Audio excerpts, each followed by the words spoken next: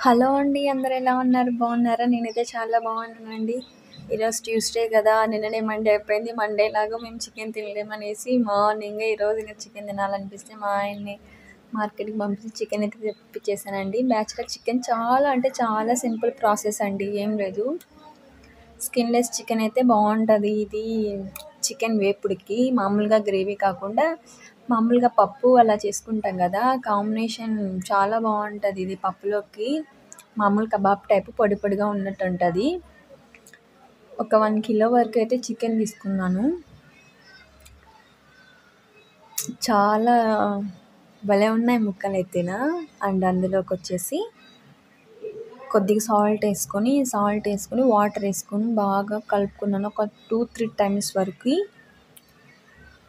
ఏమన్నా స్మెల్ అలా రాకుండా సాల్ట్ అనేది వేస్తే బాగుంటుందన్నమాట. ఒక 2-3 టైమ్స్ అయితే బాగా వాష్ చేసుకున్నాను. వాష్ చేసుకొని ఫస్ట్ టైం వాటర్ అయితే పక్కనికి వడగట్టేసి పెట్టేసి అండ్ నెక్స్ట్ టైం కూడా వాటర్ తీసుకొని అలాగే ఒక 2-3 మినిట్స్ వరకు అందులోకి పెట్టాను. మనం సాల్ట్ వేసాం కదా! ఆ సాల్ట్ అనేది కూడా పోయి ముక్కల్లోకి ఏమైనా అంటుకునేది ఉంటే సాల్ట్ బాగా పడుతుంది ముక్కలకు కూడా అనేసి. చూసారు కదా! ఇలా అయితే బాగా క్లీన్ చేసి పెట్టుకున్నాను. వాటర్ అన్నీ ఇలా సపరేట్ తీసేసి మరి ఇంకొక గ్లాస్ వరకు అయితే వాటర్ వేసుకొని ఇట్లా బాగా క్లీన్ చేసి పెట్టుకున్నాను. చూసారు కదా ఎంత క్లీన్ అయిపోయిందో. అండ్ ఒక మీడియం సైజ్ వరకు ఆనియన్ తీసుకున్నాను.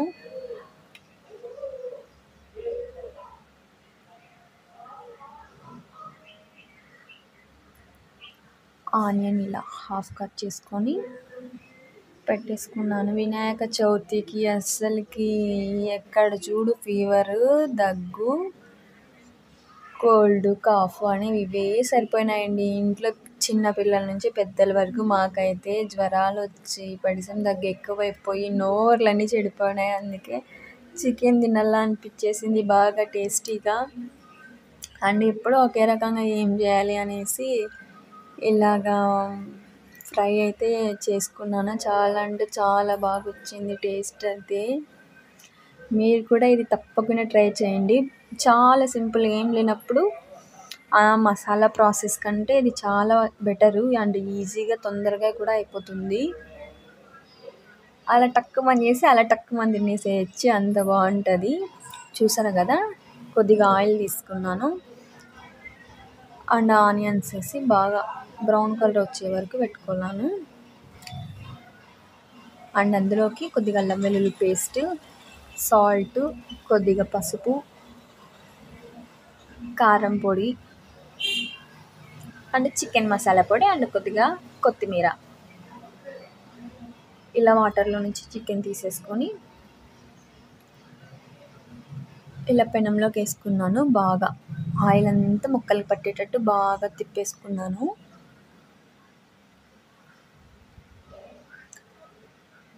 అండ్ ఇందులోకి కొద్దిగా పసుపు అంతా బాగా ముక్కలు పట్టేలా చూసుకోవాలి. అండ్ ఇందులోకి వాటర్ అయితే మరి మనం సపరేట్గా అయితే వేయమండి, ఎందుకంటే ఆయిల్ వేసాం కదా. అండ్ చికెన్లో వాటరే బాగా ఇంక్రీజ్ అనేది అవుతూ ఉంటాయి బాగా. చూసారు కదా, ఇప్పటికే వాటర్ అనేవి సగం వరకు వచ్చేసాయి బయటికి చికెన్లోవి. ఆ వాటరే సరిపోతాయి. ఎక్కువ గ్రేవీ ఉంటే బాగుండదు అనమాట ఇందులో పప్పులోకి. సో వాటర్ అయితే ఏం అవసరం లేదు ఇందులోకి. చూసారు కదా, పసుపు అయితే ఇలా బాగా ముక్కలు పట్టించి ఎంతవరకు. అండ్ అందులోకి కొద్దిగా అల్లం వెల్లుల్లి పేస్ట్ ఒక టేబుల్ స్పూన్ వరకు. నేనైతే ఇంట్లో ప్రిపేర్ చేసుకున్న అల్లం వెల్లుల్లి పేస్ట్ మాత్రమే యూస్ చేస్తానండి, బయటదైతే యూస్ చేయను. అంటే ఎప్పుడో చేసింటారు కదా, ఎప్పుడన్నా ఎమర్జెన్సీ అంటేనే అది యూస్ చేయగలము. నార్మల్గా అయితే ఇంట్లోనే సపరేట్ బాక్స్లో ఆడించుకొని పెట్టుకుంటా ఫ్రిడ్జ్లో. అల్లం వెల్లుల్లి పేస్ట్ బాగా తిప్పేసిన తర్వాత ఇలా ముక్కలు బాగా ఉడికేంత వరకు మూత పెట్టేసుకున్నాను.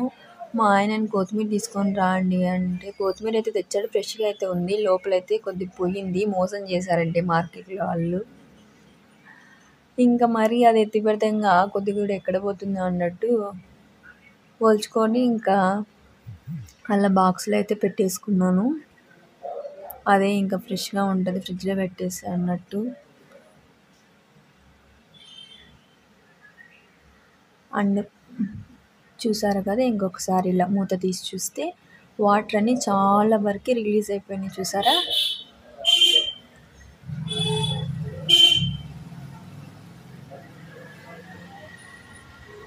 ముక్క కూడా ఆ వాటర్లోనే బాగా ఇలా ఉడికిపోతుంది. బయట డిస్టర్బెన్సెస్ వస్తున్నాయండి, ఏమనుకోవద్దండి. బైక్లు అవి అంటే మా ఇల్లు రోడ్ సైడే ఉంది కదా, సో అందుకనేసి అలా డిస్టర్బెన్స్ అనమాట. సో ఇలా 2-3 టైమ్స్ వరకు మరా కలుపుకోవాలి ఆ వాటర్ అయిపోయే వరకు. చూసారు కదా, వాటర్ అన్నీ ఇంకిపోయాయి. ఇంకిపోయిన తర్వాత మనం కారంకి తగ్గట్టు వేసుకోవాలి. నేను ఒక 2 టేబుల్ స్పూన్ వరకు అయితే కారం వేసుకున్నాను, ఎక్కువ తింటాం కారం అని.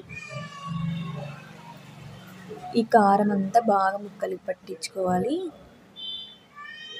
అండ్ ఆచి చికెన్ గరం మసాలా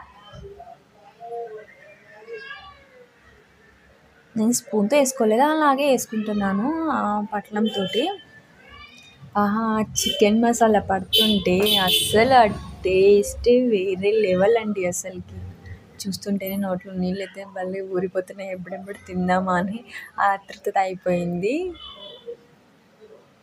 అండ్ ఫైనల్గా కట్ చేసి పెట్టుకున్న కొత్తిమీర. చూసారు కదా, ఇంతే అండి. చాలా అంటే చాలా సింపుల్ ప్రాసెస్. ప్లీజ్ నా ఛానల్ నచ్చితే లైక్ చేసి, షేర్ చేసి అండ్ సబ్స్క్రైబ్ చేయండి. తప్పకుండా ఇది మాత్రం ట్రై చేయండి. పప్పులో కాంబినేషన్ చాలా అంటే చాలా బాగుంటుంది. And then bye bye.